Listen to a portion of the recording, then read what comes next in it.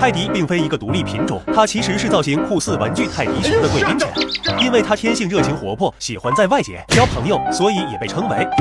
贵宾犬最早起源于德国，是一种体型很大的水猎犬，和金毛、拉布拉多一样，主要负责在水中回收猎物。由于长期下水，它们浓密卷曲的背毛会产生较大阻力，因此人们很早就开始为贵宾犬剃毛，只保留关键部位的毛团，用以御寒和保护。这也意外成为后来各种贵宾造型的雏形。到了19世纪，凭借出色的学习能力和服从性，贵宾犬被广泛用于马戏团表演。但由于当时贵宾犬体型太大，不利于运输和管理，于是开始人为的向小体型繁育。随后，它们传入法国，受到贵族阶层青睐。小巧、灵敏、可爱的特征被进一步强化，最终贵宾犬发展出巨型、标准、小型和玩具4种体型。而如今所说的泰迪，正是玩具贵宾犬搭配泰迪熊式的一种造型。对天、对地、对空气，泰瑞天往往是人们提到泰迪的第一印象，但事实上，其做行为并不等同于性行为，这更多是一种情绪表达方式、社交试探，甚至是单纯的精力过剩。泰迪还常被认为是爱叫狗仗人势的代表，似乎每只泰迪都爱对着大狗狂吠，或是追着路人叫个不停。